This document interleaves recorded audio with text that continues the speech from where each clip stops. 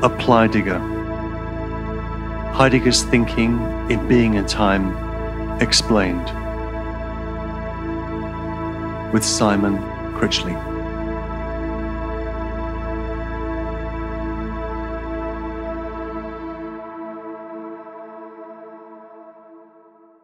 Episode 16. Historicity and Politics. Today, we're going to be looking at the penultimate chapter of Being and Time. Temporality and historicality. I'd like to discuss this chapter in a particular way. The focus for the discussion today is paragraph 74 on the basic constitution of historicality.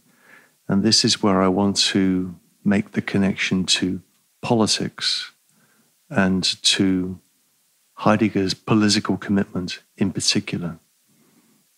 And I want that to be the climax of the discussion. So I'm going to organize the other paragraphs around that and do those first. So let's begin with paragraph 72.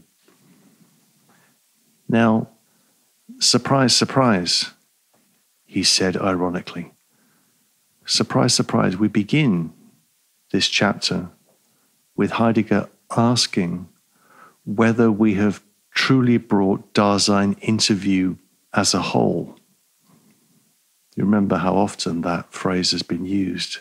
Have we brought Dasein into view as a whole? Heidegger says it again here. He says at the bottom of page 424, 3 lines up from the bottom, have we indeed brought the whole of Dasein, as regards its authentically being a whole, into the forehaving of our existential analysis? And this introduces a fascinating question, which we've not discussed, and Heidegger hasn't discussed in Being and Time. The question of birth, the question of Dasein's beginning and not just its end. Heidegger writes on page 425, second line, it may be that as regards being towards the end, the question itself may even have found its answer. But death is only the end of Dasein, and taken formally, it is just one of the ends by which Dasein's totality is closed around. The other end, however, is the beginning, the birth. Only that entity which is between birth and death presents the whole which we have been seeking. So, what about birth? We've heard a lot about being towards death. What about being towards birth? Now, the first thing this does is that it places in question the view. It's a view that you can find. It's something that people say, that Heidegger, like most philosophers, like most male philosophers, is kind of death-obsessed male philosopher. And what about the question of birth? Isn't the question of natality absent in Being and Time? And that's a question that people often raise from a perspective influenced by Hannah Arendt. The issue that she raises is true. In The Life of the Mind, she says that there is an obsession about the question of death amongst philosophers. True. So what about birth and beginning? But the idea that this is absent from Heidegger's work, Heidegger is your usual death-bound philosopher, is not true. Here at the beginning of this chapter, we find Heidegger talking about birth. And the other theme that arises in relation to birth is the question of beginning. And it is the question of the power of beginning. Is there a way of thinking about the power of beginning in relation to Heidegger's work? Now, in relation to Hannah Arendt, this is a way she thinks about revolution. The revolutions that she likes, like the American Revolution, 1776, and there are revolutions that she dislikes, like the French Revolution, 1789. And that's based on a distinction between the political, which is exemplified in the American Revolution, and the social, exemplified in the French Revolution. An extremely questionable distinction, in my view. But where for Arendt, the American Revolution is an exemplification of the power of beginning, for Heidegger, there is a revolution, but that revolution, at least briefly glimpsed in 1933, is the National Socialist Revolution. And interestingly, in Heidegger's National Socialist text, in the texts where he's writing as the rector, the provost of Freiburg University, you find the concept of beginning on a number of occasions. It's central to the rectoral address that he gives in May 1933. And the question of beginning doesn't go away in Heidegger's work. It's there in the work of the later 30s when he begins to talk about the other beginning, the other beginning. So this question of the beginning, of the Anfang, is a key issue in Heidegger's work. And it has different valences, let's just put it that way. So we need to consider Dasein's beginning and not just its end, right? That's the point. And we need to try to account for the idea of Dasein stretching itself along. It's the phrase that Heidegger uses, stretching itself along between birth and death. So if we are not just beings who are bound to die, but we're beings who are between birth and death, and that being between birth and death is the connectedness of a life, then how do we account for that connectedness of a life? The way Heidegger puts this on 427, if Dasein is the being of the between, then Dasein is the between of birth and death. And how do we account for that between? This between is described, as I just said, as stretching along.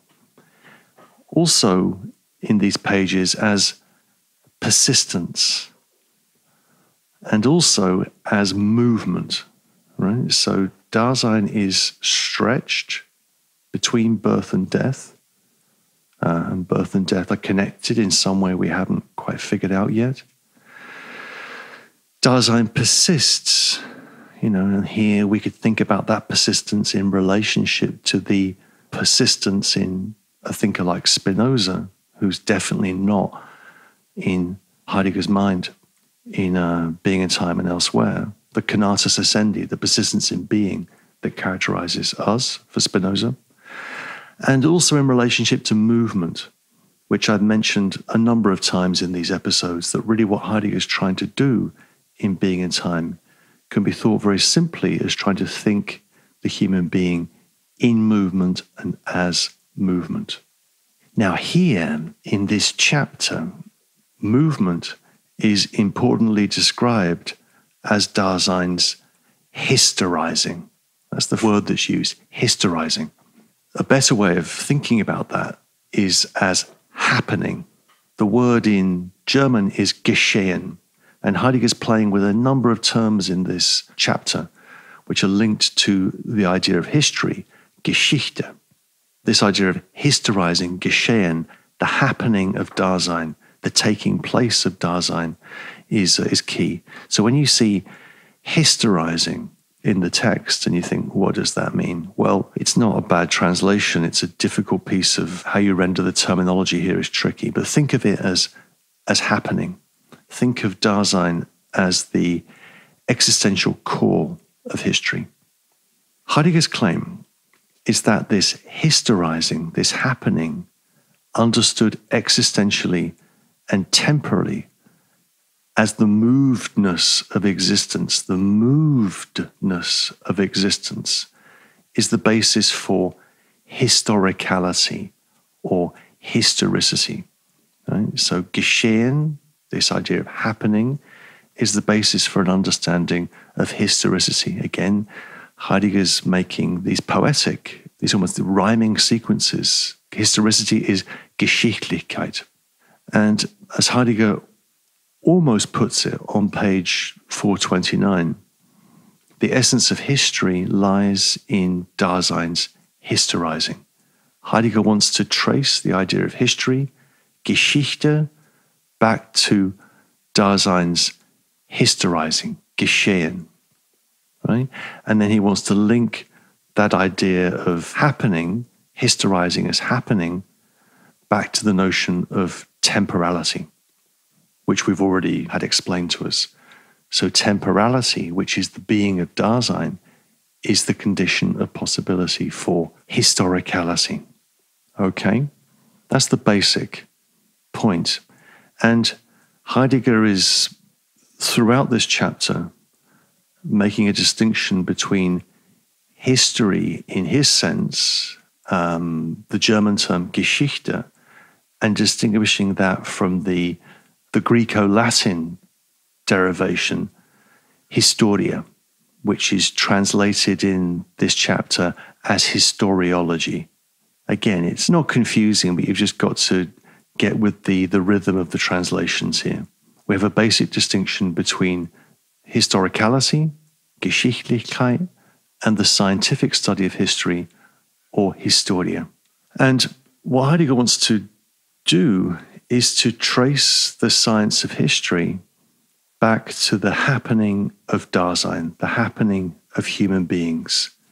And when it's traced back to the happening of human beings, he wants to think about that happening as the eruption of the new, as what he calls in the rhetorical address, the power of beginning, and what he'll call later on, the other beginning.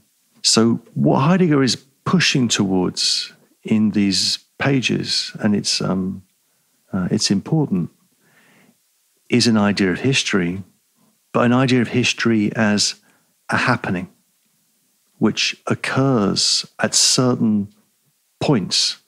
It's not happening all the time. History, as Heidegger will say in the letter on humanism, is rare. History is rare. Other thinkers say the same thing. Walter Benjamin will say similar things. History is not a continuous succession of events, one thing after another. History is the rarity of a happening. So much by way of preface. In paragraph 73, Heidegger makes some terminological distinctions, which I've covered, and then makes the following remark on page 433. This is the first full paragraph on page 433. We contend that what is primarily historical is Dasein. That which is secondarily historical, however, is what we encounter within the world. Not only equipment ready to hand in the widest sense, but also the environing nature as the very soil of history. Entities other than Dasein, which are historical by reason of belonging to the world, are what we call world historical.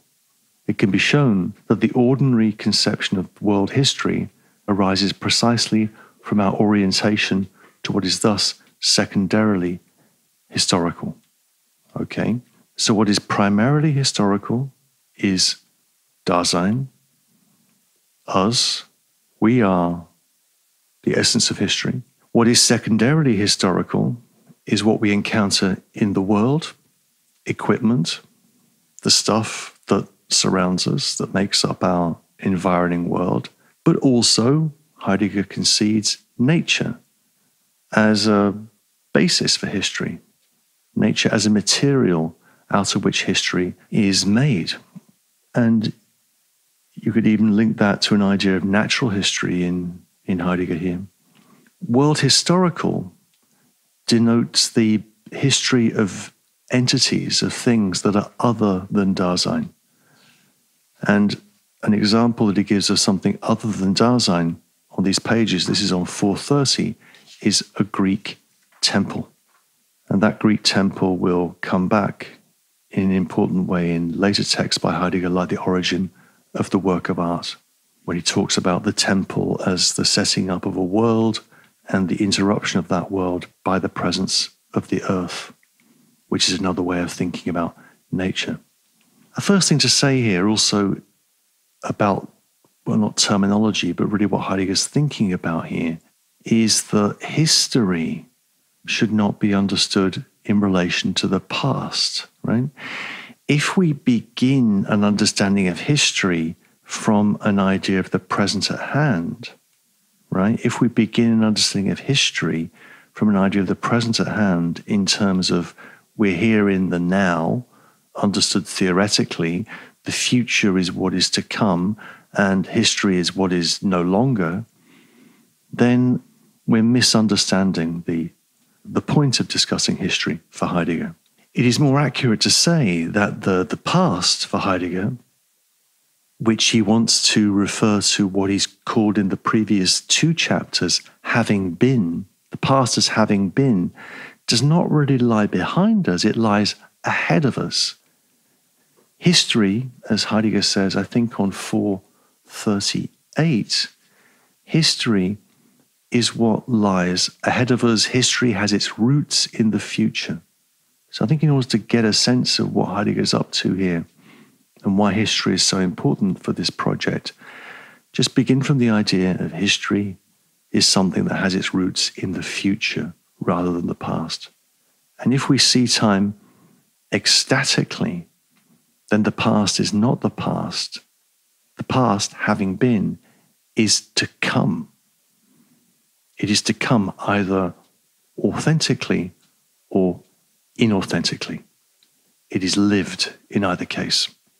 So we're going to come back to paragraph 74. That's the main course for this evening.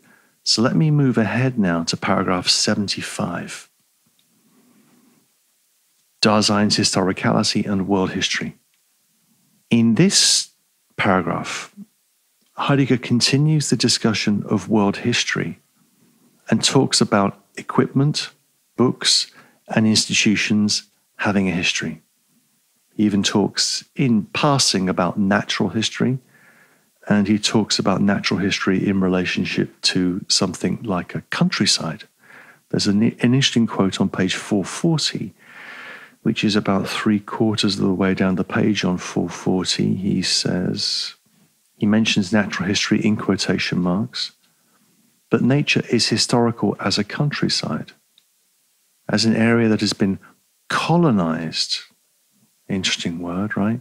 Colonized or exploited, as a battlefield or as the site of a cult. So world history is something which is also has to be understood in relationship to the shaping of nature historically, a countryside, a battlefield, the site of a cult, the remains of a Greek temple or a church, whatever it might be.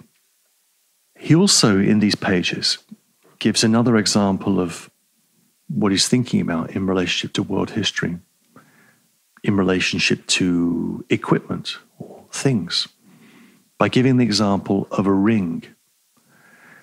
He asks, this is on page 441, he asks, what is involved in the handing over of a ring from one person to another? When we give a ring, and that ring is an act of inheritance, what is involved in that?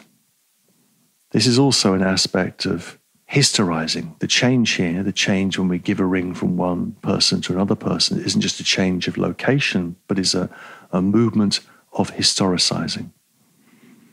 Let me quote page 441. This is about 6 lines in on 441. He says, when, for instance, a ring gets handed over to someone and worn, this is a kind of being in which it does not simply suffer changes of location. The movement of historizing, in which something happens to someone, is not to be grasped in terms of motion as change of location. This holds for all world historical processes and events, and even, in a certain manner, for natural catastrophes. Quite apart from the fact that if we were to follow up the problem of the ontological structure of world historical historizing, we would necessarily be transgressing the limits of our theme. We can refrain from this all the more because the very aim of this exposition is to lead us face to face with the ontological enigma of the movement of historizing in general. We go from a ring to the ontological movement of historizing in general. It's an interesting thought. Think about that in relationship to inheritance. I mean, for example, we all have examples like this, I'm sure. I have a ring on my right hand. I can never figure out my left and right. On my right hand, on the third finger of my right hand, which is a ring that was my grandfather's ring from Liverpool, and my grandmother kept it when he died for me until about a year before she died, when she handed over the ring to me and said, "This is yours," and I wear it to this day. And, in some way in that ring, to get a little bit sentimental, I can almost feel my grandmother's hand pressing on my hand. I can feel her touch, and my grandfather too, who I didn't know very well. My grandmother I knew very well. Less sentimentally, think about that scene in Pulp Fiction. I think it's the Bruce Willis character, Butch. The Christopher Walken character comes in and says, and gives the kid Butch a watch and says, "Here's this watch, kid. It was your father's watch. I had it up my ass for 2 years after your father died. Your father had it up his ass for another 3 years in the prisoner of war camp. So it's been up my ass or your father's ass for 5 years. And here it is. I'm giving it to you. It's yours." That's another kind of handing down. But look, this inheritance here, this idea of movement of one thing to another, is also a movement of historizing, and there is an enigma to this movement. It can't just be understood in terms of a change of location, right? That point is that the ring that's on my finger, or the watch that was in, Christopher Walken's ass, it can't just be understood in terms of a change of location from one place to another. It has to be understood in a more existential sense. Okay. Heidegger then adumbrates the idea of the connectedness of life as Dasein pulling itself together out of the dispersion and disconnectedness of inauthentic life, and it introduces the idea of the steadiness that is stretched along. Again, the question that's been announced at the beginning of this chapter is, how do we account for the connectedness of life? That a connectedness is being linked to an idea of steadiness that's stretched along. The German there is rather nice, die erstreckte Ständigkeit, where we pull together the disconnectedness of our life into a unified narrative. This is around page 442. And that unified narrative is also something which we can use to articulate resoluteness, Heidegger says, resoluteness as the loyalty of existence to itself. Right? This is a way we can think about the movements of historizing the connectedness of life in terms of a unification, a steady stretching along that is a loyalty to existence itself, a fidelity to existence itself. That term is introduced on page 443, beginning of the first full paragraph there. Resoluteness constitutes the loyalty of existence to its own self.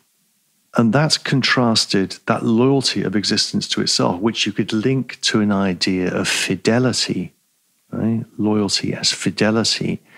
The word there in German is die Treue, which is also one of the roots of the idea of truth, that truth is a kind of troth, a fidelity, a loyalty. This is a concept that the philosopher Alain Badiou has incorporated into his idea of the event. The event is something which happens, which erupts, and which is something we have to be faithful to, loyal to.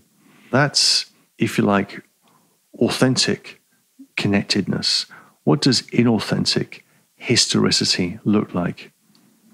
Heidegger writes on page 443, and it's pretty interesting, this. He says, This is the last paragraph on 443. In inauthentic historicality, on the other hand, the way in which fate, we'll come back to fate, the way in which fate has been primordially stretched along has been hidden. With the inconstancy of the they self, Dasein makes present its today. In awaiting the next new thing, it has already forgotten the old one. The they evades choice. The they evades choice. Blind for possibilities, it cannot repeat what has been, but only retains and receives the actual that is left over, the world historical that has been, the leavings and the information about them that is present at hand. Lost in the making present of the today, it understands the past in terms of the present. There are lots of quotation marks in these sentences. I can't indicate them all. On the other hand, the temporality of authentic historicality as the moment of vision, of anticipatory repetition, deprives the today of its character as present and weans one from the conventionalities of the they. When, however, one's existence is inauthentically historical, it is loaded down with the legacy of a past which has become unrecognizable, and it seeks the modern. But when historicality is authentic, it understands history as the recurrence of the possible and knows that a possibility will recur only if existence is open for it faithfully in a moment of vision, in resolute repetition. It's a very rich paragraph, that. Inauthentic historicity is dominated by the present of today, and the bored awaiting of the next new thing, which is combined with the forgetfulness of the past, a past which weighs us down inauthentically, right? So inauthentic historicality is, if you like, it's one damn thing after another, the present. We await the next new thing, and we're weighed down with the past, which we immediately just forget. Remember the analysis of inauthentic ecstatic temporality in the last chapter, which is understood in terms of forgetting and awaiting that forgets. It's kind of like, that's what Heidegger is working with here. By contrast, authentic historicity deprives the today of its character as present and understands history as the recurrence of the possible. The recurrence of the possible. The word, therefore, recurrence, is similar to the idea of repetition. Think of repetition and recurrence together. Repetition is Wiederholung, fetching back, as I said last time and maybe the time before. And recurrence here is Wiederkehr. Authentic Dasein knows that a possibility will only recur if existence is open to it and to itself faithfully in a moment of vision. So authentic historicity is the affirmation of the recurrence of history. You could link this to, and Heidegger, I think, it's on Heidegger's mind. It's not explicit in the text, but it's on Heidegger's mind, and it will return to Heidegger's mind in the years that follow, in particular in the mid-1930s, when he's giving his 4 years of lectures on Nietzsche. This idea of recurrence can be linked to the idea of eternal recurrence in Nietzsche, and linked to the idea of amor fati, love of fate. Heidegger doesn't talk about love, of course, but we could think about authentic historicity as love of fate, as love of the possible. If inauthentic historicity is mired in the past that has become unrecognizable, and what it craves, as Heidegger says, going back to the passage on 444, what it craves is the modern, right? The new, the novel? What is the new thing? What are the new trends? What 10 new things are happening in the world next week? This longing for the modern, the new, the novel is rooted for Heidegger in the inauthentic disavowal of historicity. So Heidegger is indeed an anti-modernist thinker, right? An anti-modernist thinker. But he's got a point. In fact, he's got a bloody strong point. Bourgeois society, for Heidegger, and I think this is right, is addicted to the new, addicted to the next thing. Bourgeois society, modern society, can be defined as curiosity, as endless craving for the new. Remember all of that stuff about curiosity. And the German is an old term, Neugier, which has this reference to the new, neu. So curiosity is kind of like new gear. Can we get some new gear? We lust after the new. We crave after the new. That is the function of time, inauthentic time, because we cannot abide the present. So there we have the contrast between authentic historicality and inauthentic historicality. The final paragraph of 75 is also interesting. I want to quote that and say a couple of words about it.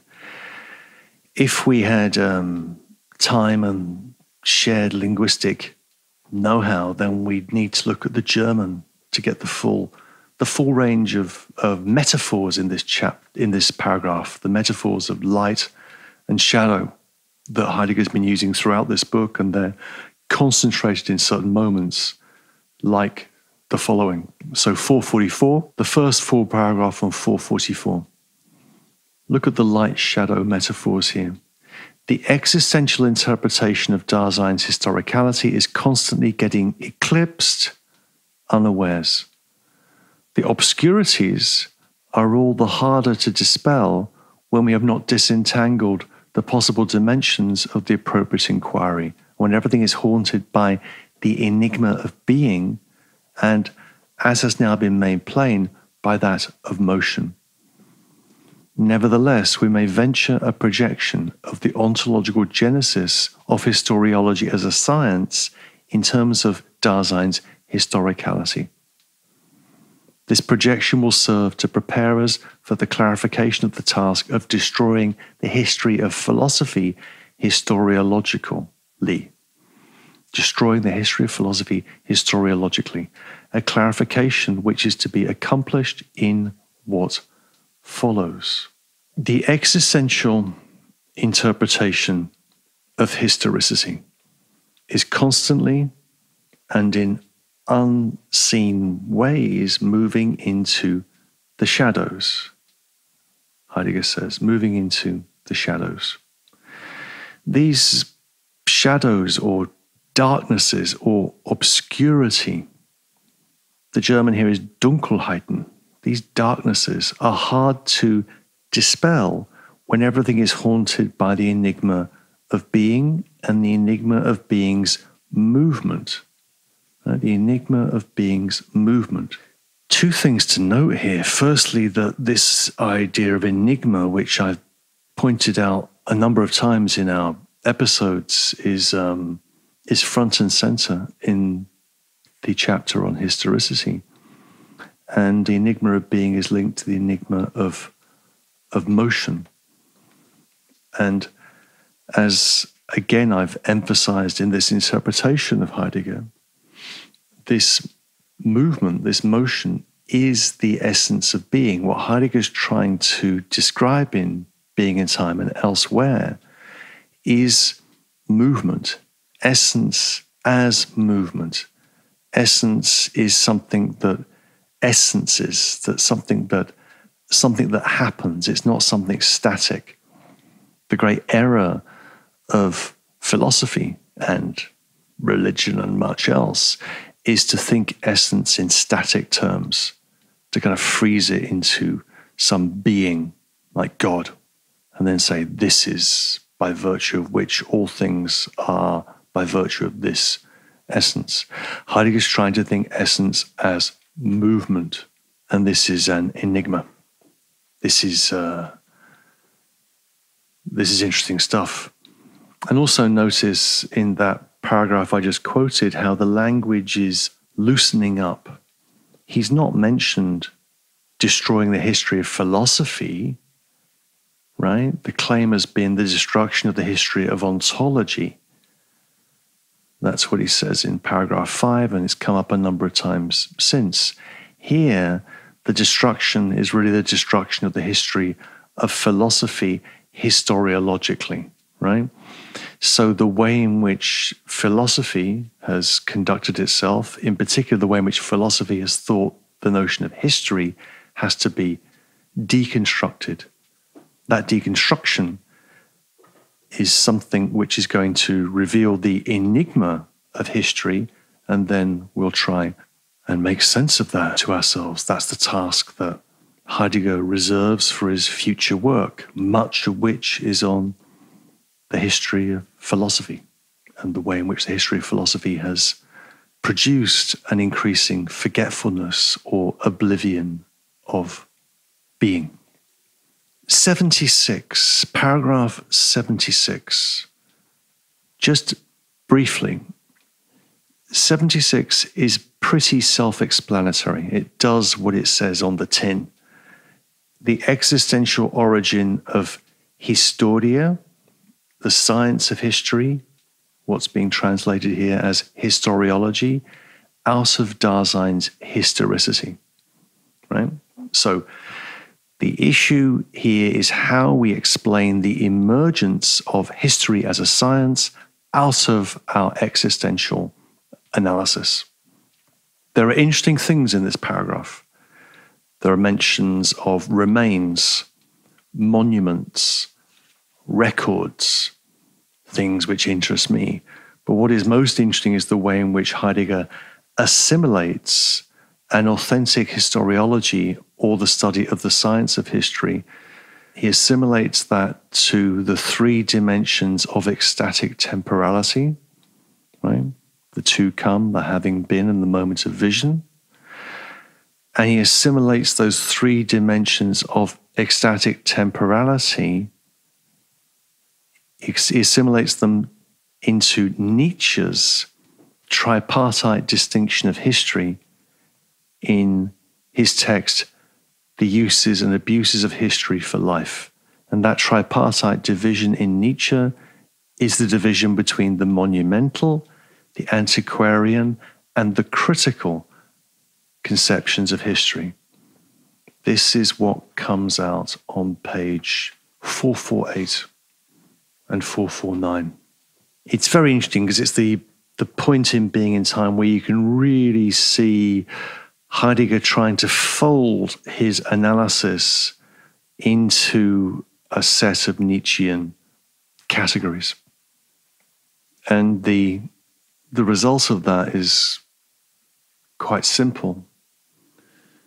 The monumental, the antiquarian, and the critical. The monumental is tied to the idea of the future. The antiquarian is linked to having been, and the present is linked to the idea of critique. Right? And in this way, an authentic science of history becomes a way in which the today becomes deprived of the present, and we can detach ourselves from fallen publicness. So what Heidegger is trying to do here, I think, is revealed in a quotation on page 449. The outcome of what he's doing here is that with this idea of existential conception of historicity, which here is being based on this idea of monumental, antiquarian, and critical, future, having been, and present as the moment of vision, if we can assume that idea of historicity, then we can pull away from fallen publicness, and that pulling away is going to be painful, Heidegger says, but essential. So 449, line 2, 3, 4, 5, 6 on 449. Heidegger writes, authentic historiology, authentic science of history, becomes a way in which the today gets deprived of its character as present. In other words, it becomes a way of painfully detaching oneself from falling publicness of the today. As authentic, the historiology which is both monumental and antiquarian is necessarily a critique of the present. Authentic historicality is the foundation for the possibility of uniting these three ways of historiology. But the ground on which authentic historiology is founded is temporality as the existential meaning of the being of care.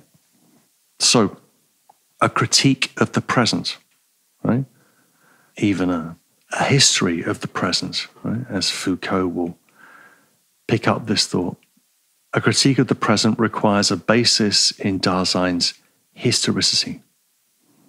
The three dimensions of history, what has been, what's happening now, and what is to come, have their roots in Nietzsche. These three dimensions in Nietzsche, monumental, antiquarian, and critical, have their roots in the existential temporality of care, and the existential temporality of care as the basis for Dasein's happening, Dasein's historizing. That's the idea. Now, 77 is a very odd little paragraph. It's pretty self-explanatory. What Heidegger's up to in 77 is he's trying to substantiate the claim that he's made on 429. Skip back to make sure I'm not making things up. Yeah, on 429 he talks about the researches of Dilthey. Dilthey, who's very important for the project of Being in Time. Not someone who's read very widely, from where we get the idea of, philosophy of life, hermeneutics, the idea of facticity, factical life. Really, these concepts are picked up from Dilthey and developed by Heidegger. And he was giving lectures on Dilthey just before Being in Time was published. Okay, so we have some thoughts on Dilthey in paragraph 77. And the aim of this chapter, the aim of the chapter that we're looking at, is to further the adoption of Dilthey's views. Right? So Heidegger is a Diltheyan, right? Very clearly in this chapter. And Dilthey's thought that he wants to develop is that philosophy is a manifestation of life. Right? Philosophy is a manifestation of life. Life is historical, therefore we have to think historically. Right? So what is essential if we're thinking historically, and we have to think historically, is that the idea of there being something outside of history, the idea of there being a way of doing philosophy that is not historical, that is somehow systematic or analytical or whatever, is just a nonsense non-starter for Dilthey and for Heidegger, and indeed for me too. In paragraph 77, this defense of Dilthey, which is really all it is in these pages, is done by way of a lengthy paraphrase of a letter exchange. It's rather sweet, actually, a letter exchange between Dilthey and Count von York, who's a little-known figure, but kind of lives on through the way he is picked up in these pages by Heidegger. And it shows how York's views are consistent with Heidegger's views on hermeneutics, on what Heidegger would call productive logic. He talks about that in the introduction to Being in Time, and that's picked up in relationship to Count von York on page 451, in the middle of the page, and so on and so forth. Between you and I, no one else is listening to this. I have no idea why Heidegger included these pages in Being in Time. they have the character really of notes. And so that's, I think, a good thing to realize about Heidegger. If Heidegger is a major thinker, as you know, hopefully we all think he is, then how did he develop his work? Well, he developed his work by reading and making notes. And what we see in paragraph 77 are really a bundle of notes that might have been developed into something more focused and remote had they developed. But, you know, he's writing Being in Time very fast. Division 2 is written quickly. He's writing his book for tenure, right? That's why he's getting this stuff down. And you can feel at the end of this chapter how exhausted Heidegger was. Heidegger's exhausted. The book begins to run out of steam at this point. And I find that interesting. I find exhaustion interesting. When we feel exhausted, that's not necessarily a bad thing. You know, oh, I'm tired all the time. That's terrible. Well, yes, but isn't fatigue somehow phenomenologically interesting? Doesn't that mean that some other set of experiences becomes possible, right? Isn't fatigue, chronic fatigue, something suggestive of different ways of thinking about human existence? Anyway, the book is beginning to exhaust itself. Heidegger's exhausted writing it, and with this discussion of Dilthey and Count von York, we're then poised at the beginning of the next and final chapter in the book. But we've forgotten something. And this is the main course. All that I've said so far is just the canapes and the hors d'oeuvres and a little bit of pasta to stop you feeling hungry. And now we're getting stuck into the main course, paragraph 74. So let's turn to that. Paragraph 74, page 434, and the pages that follow. Very compressed, full of interesting remarks. Interesting remarks, that says nothing.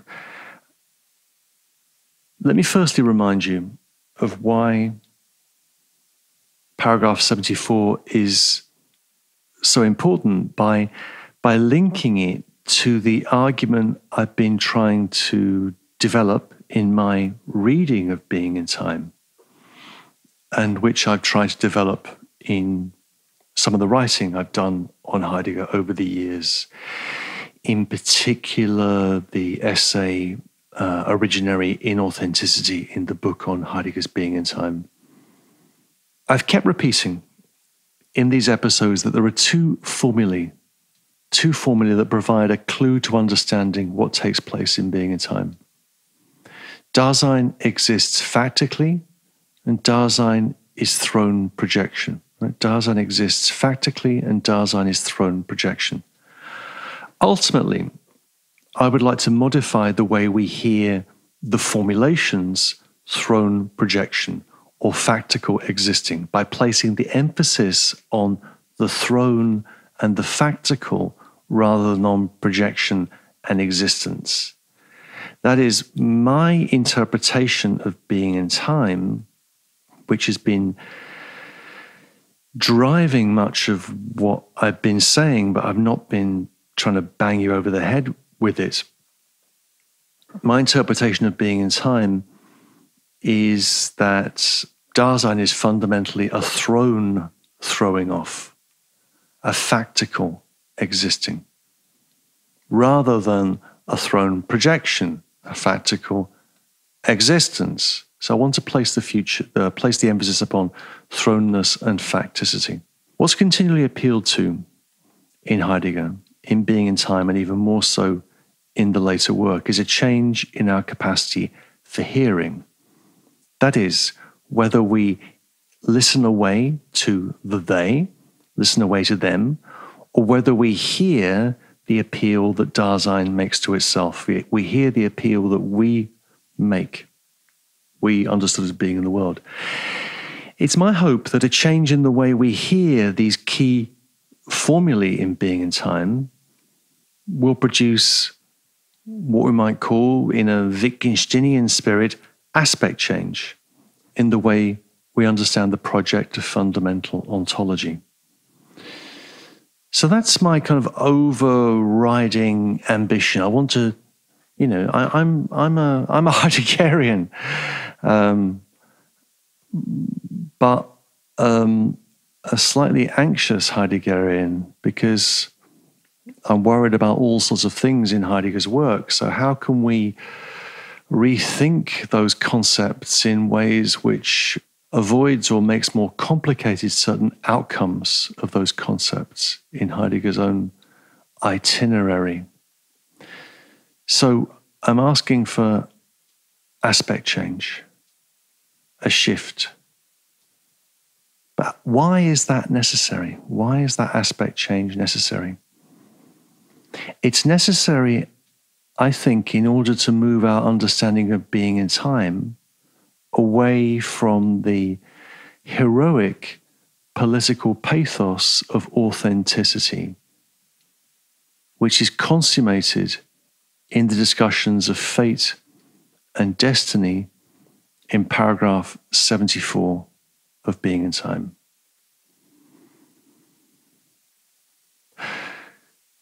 Karl Lowith, Lowith, who was a student of Heidegger and who was forced to leave Germany because of who he was. He met Heidegger in 1936 in Rome. Heidegger visited Rome on as part of a kind of a German cultural delegation.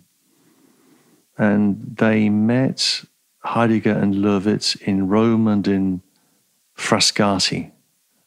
I like the idea of meeting in Frascati. Imagine, Heidegger and Karl. Hi, Martin. Oh, hi, Karl. Want a glass of Frascati? Yeah, don't mind if I do, Karl. Let's drink some Frascati. Of course, that didn't happen like that. I'm just making things up. But Karl Lowith, a student of Heidegger, a follower of Heidegger, but someone excluded from Germany by the fact of who he was, asks Heidegger, so what's the connection between your philosophy and your political commitment to National Socialism, Herr Heidegger? And the one-word answer that Heidegger gives is historicity. Historicity is the connecting concept. So, what does that mean? Well, that's what's going on in paragraph 74. I'm building off the work of a number of people in making the argument I'm going to make in the next few minutes. But I won't bore you with listing all those people. I'll just mention one, who is Philippe Lacoue-Labarthe. Philippe Lacoue-Labarthe.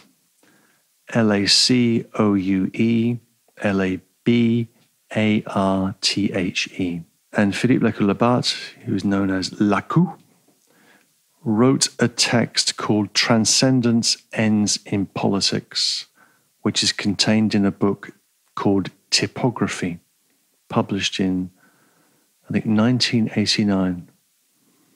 And in that essay, he shows the influence of this paragraph 74 on Heidegger's political texts. I'm secretly borrowing that argument. Well, not so secretly now.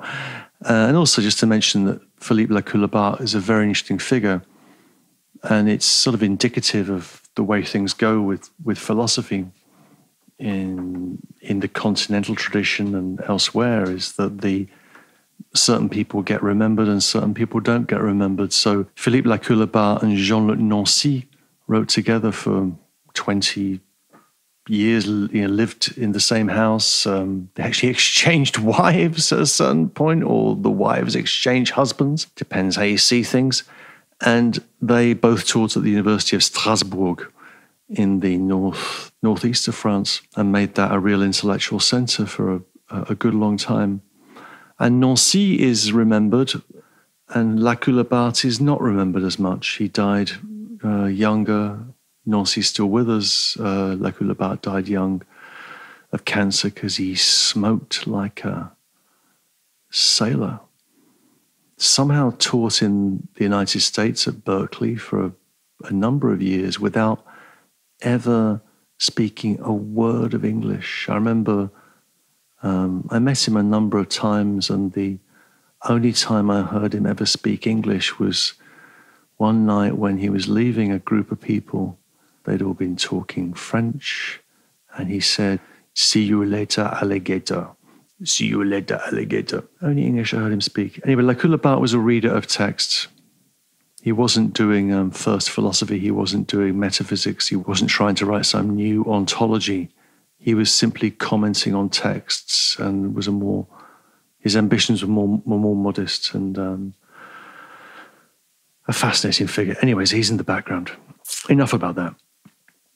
So let me briefly restate the argument about the relationship between historicity and politics, because that will be a far from obvious argument. Why are those two things connected?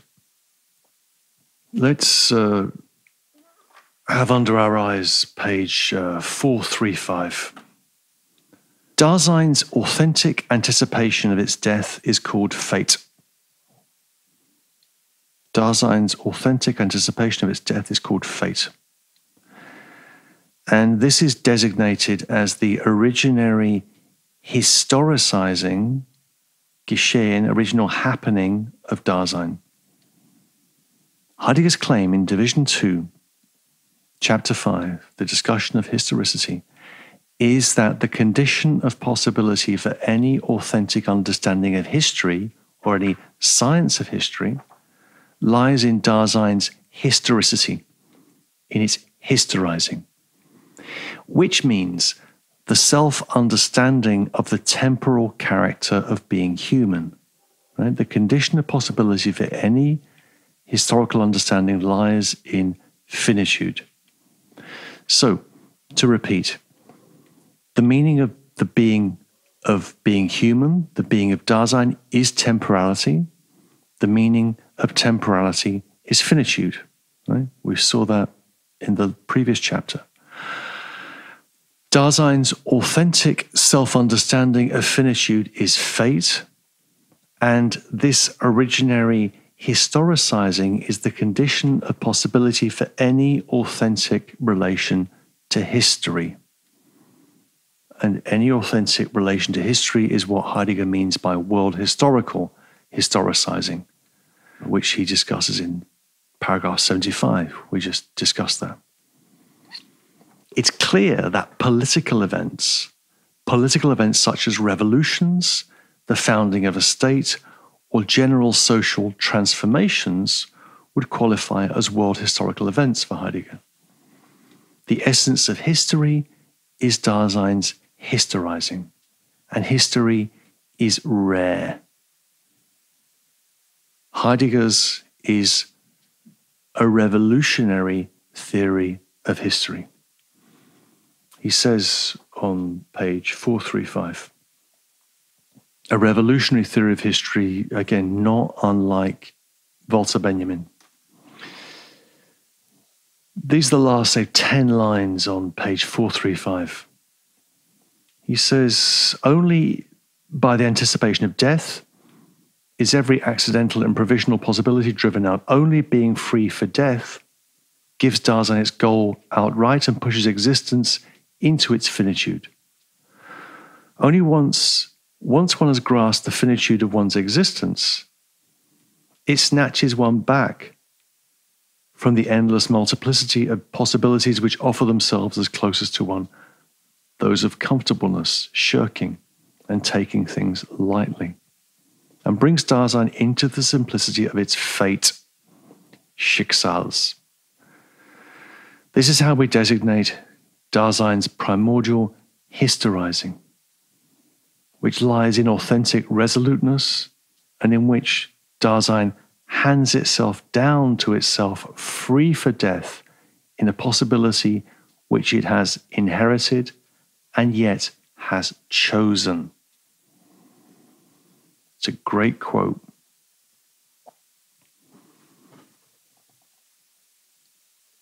Now, turning the page to 436. Now. So history is something we choose, something we rise up into when we can move away from the usual shirking and taking things lightly that defines our inauthentic everyday existence. When we rise up into history, we rise up into the simplicity of our fate. Now, it was established in Division 1, Chapter 4, that Dasein is always being with. Right? Dasein is Mitsein. So being there is being with. So the a priori condition of being in the world is being together with others in that world. We've known that for a long time. Now, as is well known, the everyday ontic social, Heidegger won't use that word, ontic social actuality of this a priori condition of being with is the they, what Heidegger calls the they, the one, das Man. And this is determined as inauthentic because in such everyday experience, Dasein is not truly itself, but is, as it were, lived through by the customs and conventions of the existing social world. Think back all those weeks to that remark, Division 1, Chapter 4, in the they, everyone is the other and no one is themselves. Jeder ist der andere und keiner selbst. Now, returning more properly to the argument of paragraph 74, if fateful, authentic Dasein is always already Mitsein, then such historicizing has to be what Heidegger calls co-historicizing. Here is the key claim. Historicizing isn't just my individual historicizing, it is the co-historicizing of me being with others. An authentic individual life is not one lived in isolation and in opposition to the shared life of the community understood as them. The question therefore arises, what is the authentic mode of being together with others? I've signaled this question a number of times in these talks. What is the authentic mode of being together with others? What is an authentic being with others Daseins that escapes or masters the inauthenticity of the they? Heidegger writes, again, powerful stuff. This is on 436. To get the quote absolutely right, it's just above the middle of the page on page 436, just after footnote 2. But if fateful Dasein as being in the world exists essentially in being with others, its historizing is a co-historizing and is determinative for it as destiny. So the way I rise up into the acceptance of my fate is with resoluteness. I resolutely anticipate my being towards death. I become ecstatically temporal, so on and so forth. Destiny is a common fate, a fate I share with others. So destiny is the authentic historizing that I share with others, insofar as my individual fate is always already bound up with the collective destiny of the community to which I belong. Heidegger goes on, still on page 436, and I'm going to skip over a sentence and pick it up from about 10 lines up from the bottom, just after the footnote Romans 7. He says, our fates, or probably a better translation would be the fates, let's just say our fates have already been guided in advance in our being with one another in the same world, and in our resoluteness for definite possibilities. Only in communicating and in struggling does the power of destiny become free. The fates are guided from the front in being with one another in the same world. So resoluteness, my individual fate, is always already guided by the fate that I share with others, which is the power of destiny here, right? The power of destiny. And this power of destiny becomes free in communication and in struggle. Communication and struggle. Mitteilung and Kampf. The mention of struggle is repeated in these lines. So the fates of authentic individual Daseins are guided from the front by the destiny of the collective, a destiny that first becomes free for itself, or self-conscious, not the term that Heidegger will use, self-conscious in the activity of communication and struggle. Now, obviously, the word struggle, Kampf, has acquired some various political connotations between the period that saw the publication of Being in Time and the present, right? Heidegger reads Hitler's Mein Kampf, My Struggle, in 1930 and is impressed.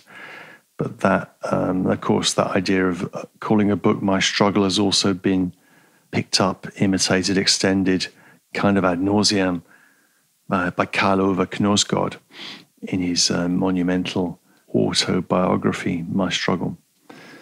So the notion of struggle is a little bit compromised. But let's just leave it at that. Here's the kicker. Here's where this is taking us. So, fateful Dasein is with others. That co-historizing with others is destiny. That destiny is something which is expressed in communication and struggle. And he then says a few lines further up, sort of bang in the middle of page 436, this is how we designate the historizing of the community, of a people. This is how we designate the historizing of the community, of the people. Damit bezeichnen wir das Geschehen der Gemeinschaft, des Volkes. Right? The concept here is Volk. Again, strong concept. Problematic concept. Maybe an essential concept. We can think about it. The argument is that the authentic communal mode of being with that masters the inauthenticity of the they is the people. So the question that's been kind of in our minds, reading Being in Time, is that we have the they, right? Them, das Man, the one. That's inauthentic average everydayness. That's my being with others defined by curiosity, ambiguity, and idle talk. What is the counter concept to that? Well, the counter concept to that, it would appear, is the people. And in my view, it's the possible political realization of a resolute and authentic people in opposition to the inauthentic nihilism of modernity and the craving for the modern that we just saw in paragraph 75. This possible realization of a people in opposition to the modern, particularly when that gets understood in relationship to technology by Heidegger, as it does from the mid-1930s onwards. This is what Heidegger would call in 1935 in the Introduction to Metaphysics the inner truth and greatness of National Socialism. The inner truth and greatness of National Socialism. This is in 1935. This is a year or so after he's resigned his rectorship, his position as provost of his home university of Freiburg. Now, what does it mean, this idea of the inner truth and greatness of National Socialism?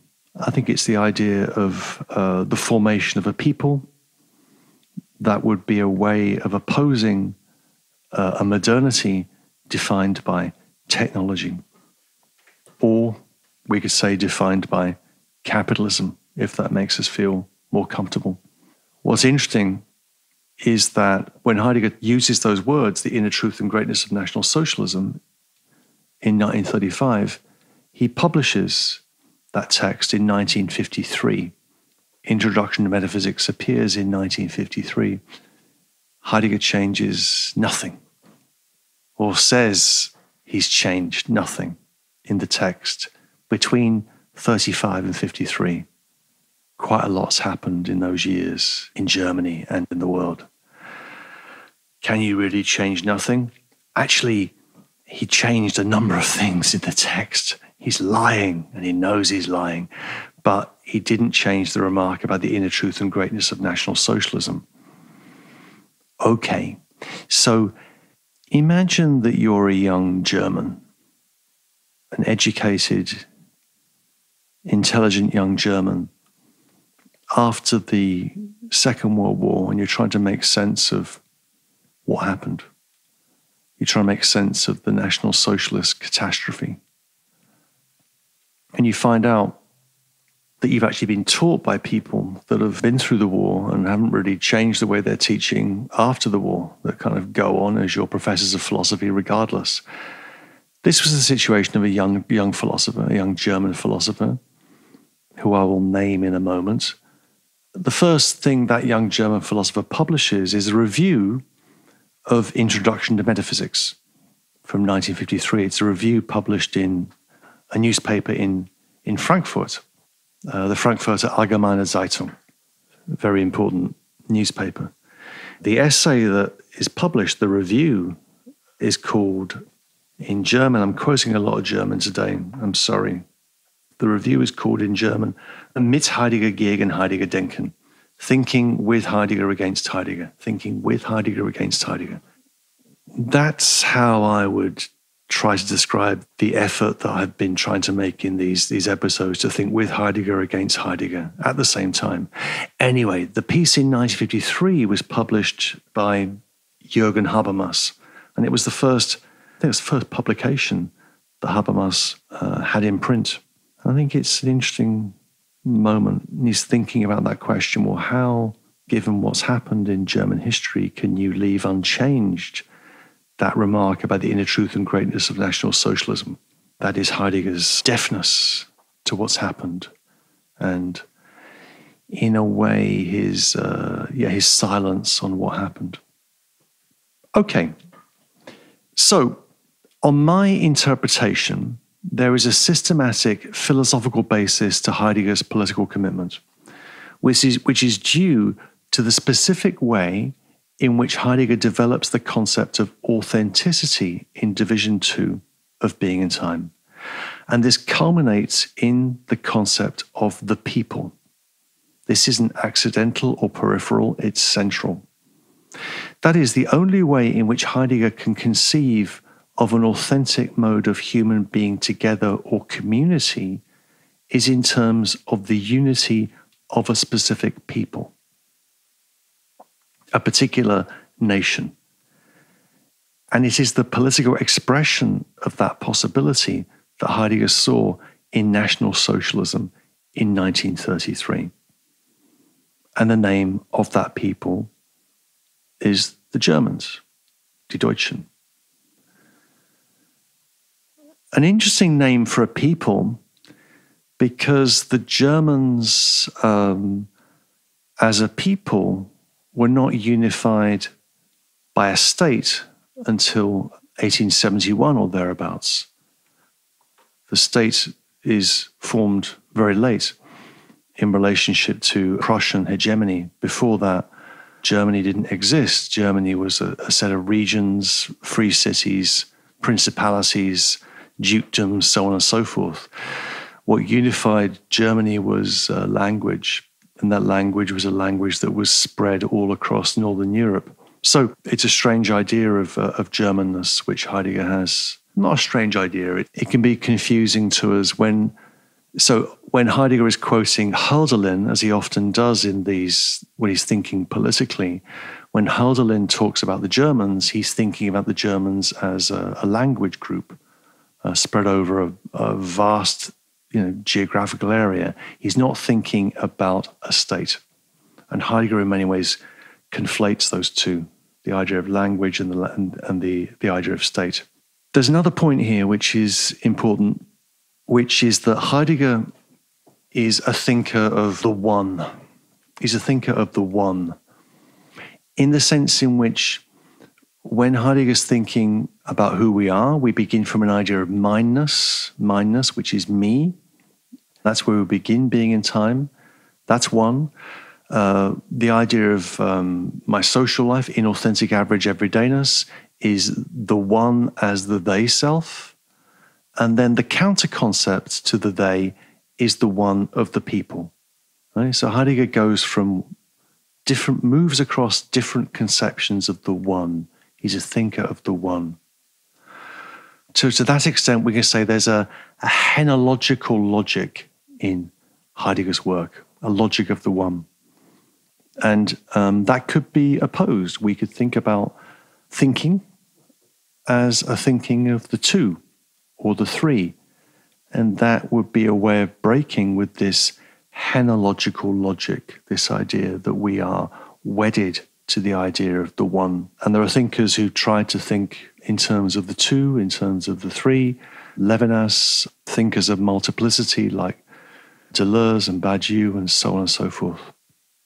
Another person who's thought along those lines is Hannah Arendt, who has an idea of plurality, that we have to begin our political thinking from an idea of plurality, and plurality as something positive. Plurality is, for Heidegger, negative, or it has to be thought within the horizon of the they, in the horizon of the one as the they. So there can be no positive idea of plurality in Heidegger's work. Okay, where does this argument take us? In my view, the urgent task of Heidegger interpretation, provided, of course, that one is not a Nazi, and I'm not, or I hope not, and provided that one is still in the business of thinking that Heidegger is a great philosopher, as I do, is the greatest philosopher of the 20th century, as I do, the urgent task of Heidegger interpretation is to try and defuse the systematic link between Heidegger's philosophy and his politics. How do we do that? How do we defuse the connection between Heidegger's philosophy and his politics? The key concept for establishing the link between philosophy and politics for Heidegger is authenticity. I think it's authenticity that's driving the logic of politics as it washes up in Being in Time. Therefore, if we want to criticize that, we have to criticize the idea of authenticity. This is why the idea of inauthenticity and what I call originary inauthenticity is one of the reasons why it's important to me anyway. Now, there are different ways of making this argument. There are people, it's surprising actually that the idea of authenticity, which I've relentlessly tried to render more complex in work over quite a long period of time, that idea of authenticity often survives intact in work that's influenced by Heidegger. People will be against Nazism, but in favor of authenticity. I don't think it's so simple. I think we have to lose the idea of authenticity. And there are people that will say, if we want to hang on to an idea of personal responsibility and individual autonomy that's influenced by Heidegger, then we have to hang on to an idea of authenticity. I'm not so sure. There's a lovely remark that Adorno makes, I think it's in the Minima Moralia, where he talks about the need to take on board the stigma of the inauthentic, and not to endorse some quasi-secularized but essentially religious notion of authentic personhood. So a way in which I've tried to do this in my work is by developing an idea of originary inauthenticity and an idea of what I call heteroaffectivity. Actually, we need to rethink concepts like autonomy and the kind of autonomy orthodoxy which governs certain ways of thinking about moral and political philosophy. And we need to think about these things in more flexible, nuanced, and interesting ways. The idea behind originary inauthenticity is that human existence is fundamentally shaped in relationship to a brute facticity or thrownness, which cannot be mastered through any existential projection. Authenticity always slips back into a prior inauthenticity from which it cannot escape, but which it would like to evade. And it's this movement of evasion of the self's turning away from itself. It's in this movement of evasion where Dasein's embeddedness in factical existence is disclosed. From the perspective of originary inauthenticity, human existence is something that is first and foremost experienced as a burden, a weight, something to which I am riveted without being able to know why or know further. Inauthentic existence has the character of an irreducible and intractable thatness, what Heidegger calls in Chapter 5, Division 1, Das seines Da, the that of its there. I feel myself bound to the that of my there, the sheer fact of my facticity that invites some sort of response. Now, this is where my proposed aspect change begins to kick in. The nature of the response to our facticity does not necessarily have to be as it is in Division 2 of Being and Time, namely the authentic and heroic decision of existence that comes into the simplicity of its fate by shattering itself against death. That phrase, shattering itself against death, is a phrase Heidegger uses on 437 in italics, shouting out loud, shattering itself against death. No, the response to our facticity does not need to be the heroic mastery of the everyday in the authentic presence of the moment of vision, which produces a kind of ecstasy or rapture, right? We've seen those terms last week and the week before. On the contrary, the response to the fact of my finitude can be a more passive and less heroic decision, a decision made in the face of a facticity whose demand can never be mastered and which faces me like a riddle I cannot solve. And as I try and show elsewhere in work on Heidegger and other work I've done, this situation calls for comic acknowledgement rather than ecstatic affirmation. The problem of Heidegger's politics is that Heidegger's politics, we could say, is a tragic, heroic politics. And I'm interested in the comic and in humor, amongst other things. Now, so I think this is a reading of Heidegger that can be developed on the basis of the text itself. And maybe now, you're beginning to get a sense of why I placed the emphasis upon certain things that I've emphasized. That whole discussion of conscience a few episodes back, and when I was talking about the double nullity of Dasein in the experience of conscience, this double impotentialization at the heart of Dasein's movement, its happening, its historizing, gives us another way of thinking about authenticity. And everything turns here on questions of power and powerlessness. Heidegger writes on 436, we're still moving around these same pages. On 436, he says, about 8 lines in on 436, the paragraph beginning, if Dasein by anticipation lets death become powerful in itself, then, as free for death, Dasein understands itself in its superior power, the power of its finite freedom, so that in this freedom, which is only in its having chosen to make such a choice, it can take over the powerlessness of abandonment to its having done so, and can thus come to have a clear vision for the accidents of the situation that has been disclosed. The issue is whether Dasein, in letting death become powerful in itself, can take over the powerlessness of abandonment and overcome it, or whether power always has to be measured by the limitation of power, by an essential impotence. And what has to be worked out here is the phrase that Heidegger uses 3 lines up from the bottom of page 436. Fate is that powerless superior power. Powerless superior power. What a strange formulation. Or die ohnmächtige Übermacht, right? The impotent superpower.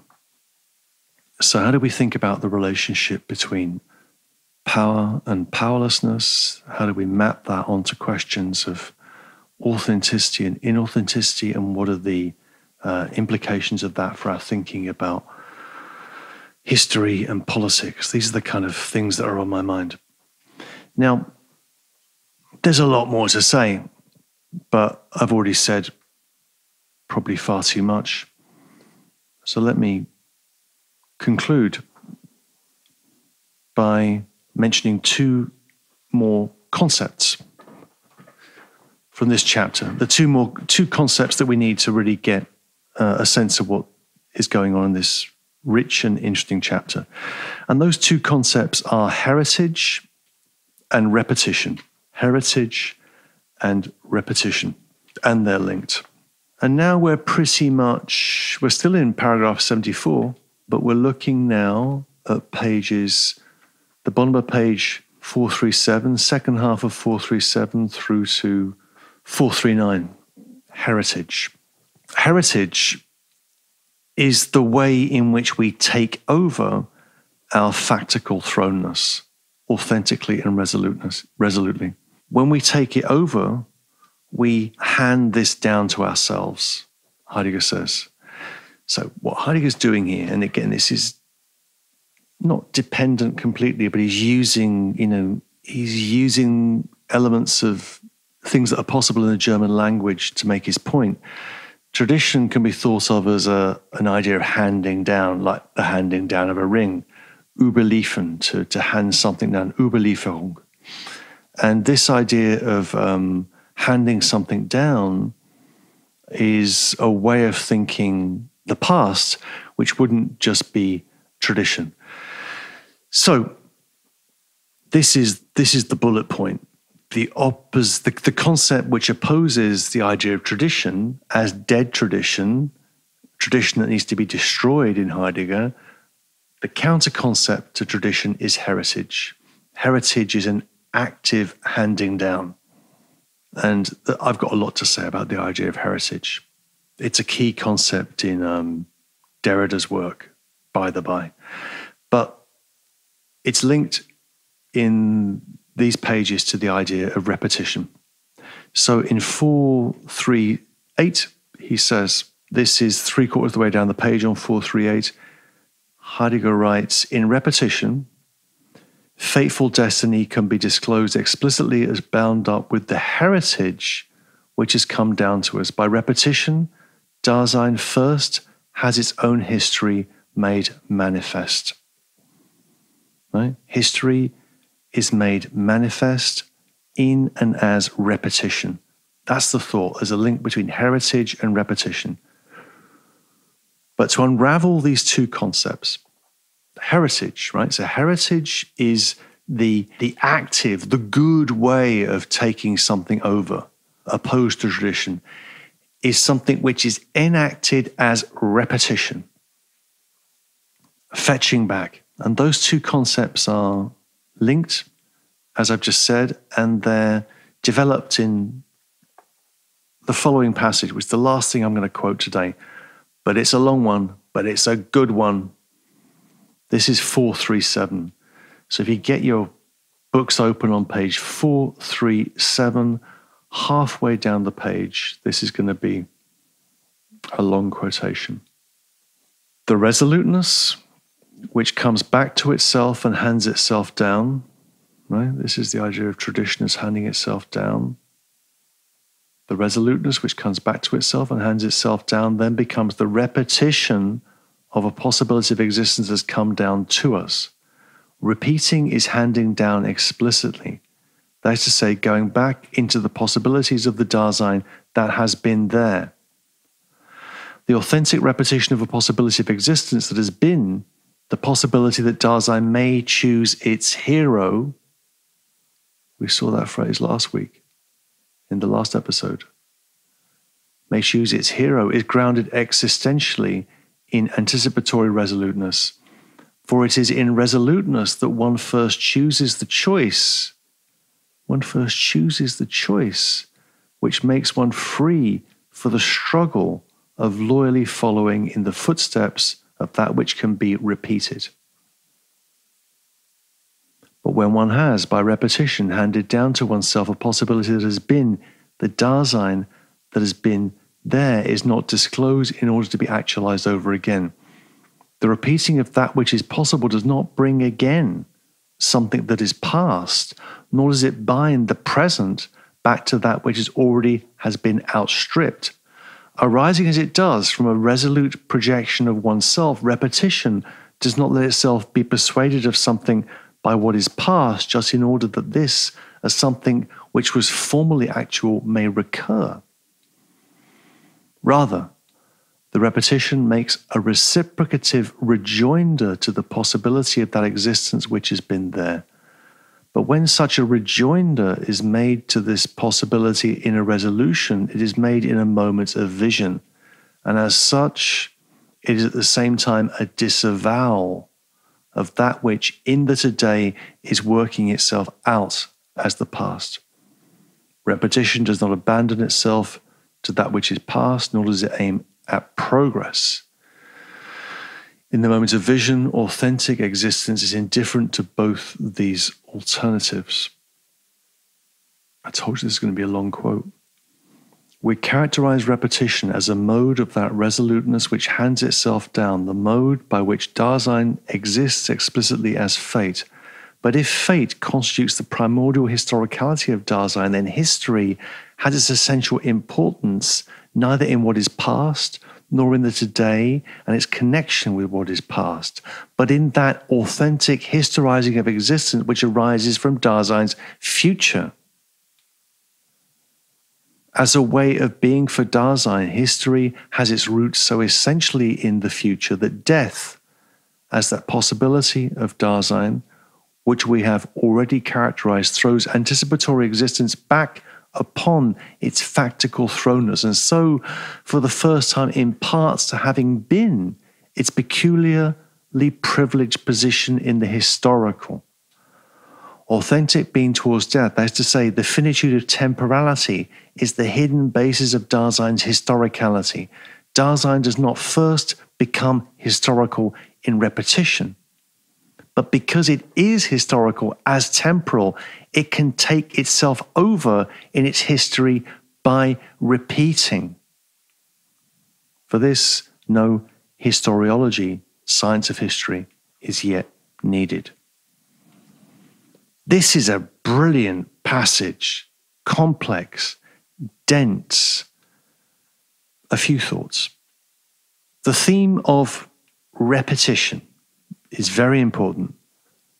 We have seen how it is that which underwrites the constancy of the self. The constancy of the self consists in the repetition of the three ecstasies of temporality, right? The to come, the having been, the present in the moment of vision, the three at once. Repetition at the level of Dasein's historicity of our happening, right, is the explicit handing over, the explicit taking over of possibilities that have come down to us from the past, right?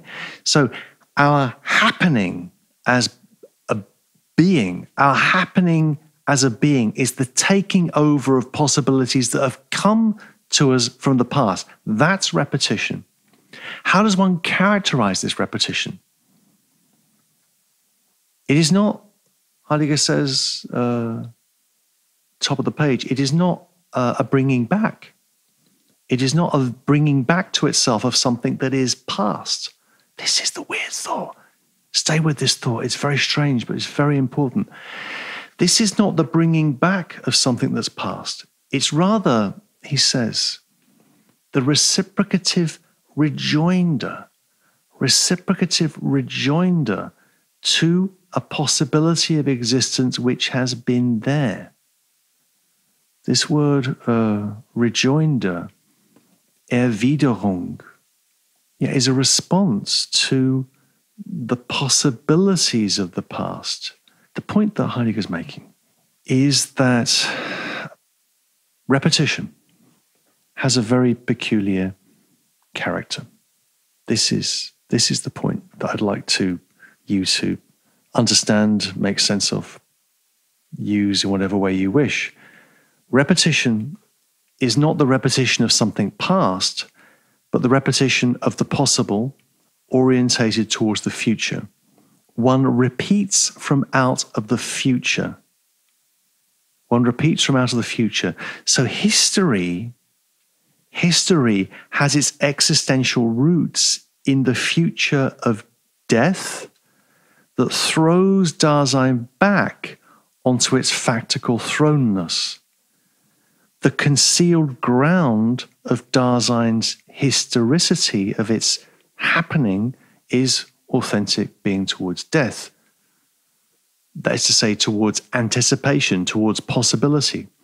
It is because Dasein is temporal in terms of the three ecstasies of time, it's because it's temporal that it's historical, and that it can take itself over in repetition and become historical. So history is not something that is by the fact that it was, right? History is not the past. History is not reducible to the facts of the past, to what is kind of scattered around present at hand that we can kind of pull together into a history book. History is something that comes to be from out of the future. That is to say, and this is the point, history is something that has the power of a beginning. History is something that has the power of a beginning. This is why history is seldom, why history is rare. History is an event, a transformative event, like a revolution, like an utter social transformation. So what I'm asking you to think about is this idea of history. We can think about history as, one damn thing after another, as a series of events within a present at hand, linear sequence of time. This would be an idea of history as dead tradition, flat continuity, stability, status quo. Or we can think about history as the possibility of emergence, right? The possibility of beginning, which we can initiate collectively. And this idea of history is something you can find obviously in Heidegger and, as I've said a couple of times, in Benjamin and a number of other figures. I remember when I was a student, I'm finishing now. I remember when I was a student and in the 1980s in University of Essex in England, we were very fond of the Sandinista in Nicaragua. They were kind of heroes of people like me, students, stupid, pasty-faced English, leftists. But there was this Sandinista poster which said in Spanish something like, the future is ours because we possess our history. The future is ours because we possess our history. It's kind of like that in Heidegger. So we have a revolutionary idea of history. The final question would be, is that good? Is that bad? What do we think of that? That comes down to what we think about the idea of revolution, which is a separate topic for another occasion. Okay, so that is historicity and politics.